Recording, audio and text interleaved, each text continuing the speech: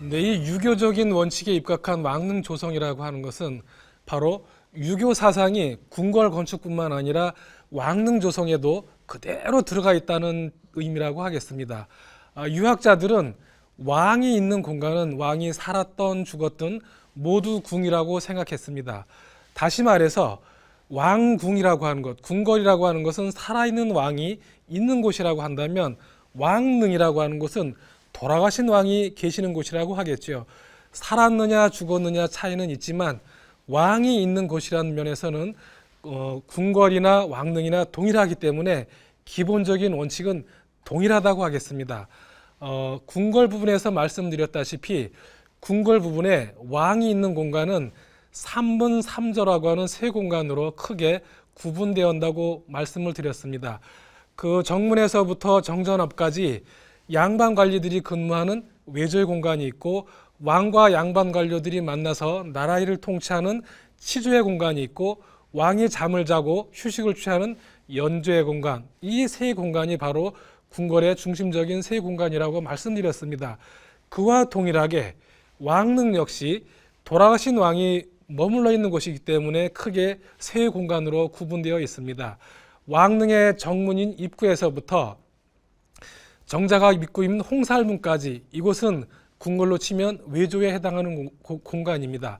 즉, 이 왕릉 정문에서부터 홍살문이 있는 그 정자가 앞까지는 그곳이 외조의 공간이기 때문에 그곳에는 양반들의 공간, 즉 그 능관으로 대표되는 그 왕릉을 관리하는 관리들이 그곳에서 거주하는 공간이 되겠습니다. 이곳을 우리는 관리 영역이라고 할 수 있겠는데 이 관리 영역은 궁궐로 치면 외조에 해당한다고 하겠죠. 홍살문에서부터 정자가 공간은 궁궐로 치면 치조에 해당하는 곳입니다. 치조에서도 바로 정전에 해당하는 공간인데요. 바로 왕릉에서 이 홍살문이라고 하는 공간은 궁궐의 정전의 정문에 해당합니다.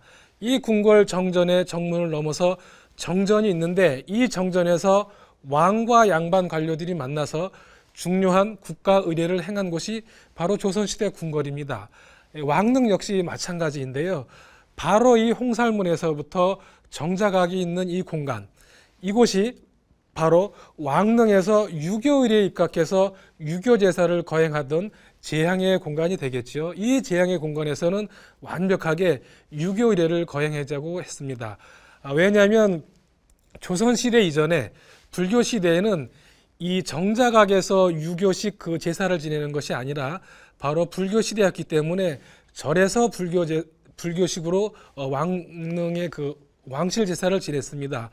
예를 들어서 조선 시대에는 왕의 그 제삿날이 되면 왕이 능에 와서 이 정자각에서 유교식으로 국조 의례에 규정된 유교식 제사를 지내게 되어 있었습니다.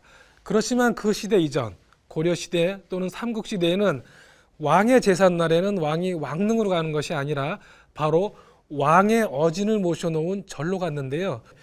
조선시대 되면서 절로 가지 못하고 바로 왕릉으로 직접 가서 이 정자각에서 유교식 제사를 지내라 했기 때문에 바로 조선시대 이 정자각이라고 하는 것은 그 능제사가 유교식으로 거행된 이런 사실을 상징하는 공간이라고 하겠습니다. 정자각을 넘어가면 이제 왕을 지하에 묻은 그 공간이 되는데 왕릉에서 이 왕의 그 시체가 묻힌 그 지하 석실을 현궁이라고 했습니다.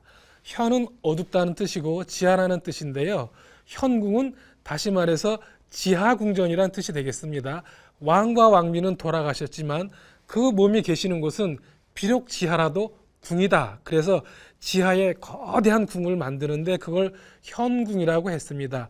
그 현궁 위에는 그 현궁을 보호하고 이곳이 궁궐이라고 하는 것을 상징하기 위해서 다양한 그 상징물들, 성물들을 만들어 놨는데 이 공간은 우리가 바로 그 매장 영역이라고 하겠죠. 매장 영역은 궁궐로 치면 왕이나 왕비가 잠을 자는 침전 영역에 해당한다고 하겠습니다. 경복궁으로 치면 현궁은 바로 왕이 영면하는 곳이기 때문에 경복궁의 침전인 강령전에 해당한다고 할 수 있겠죠.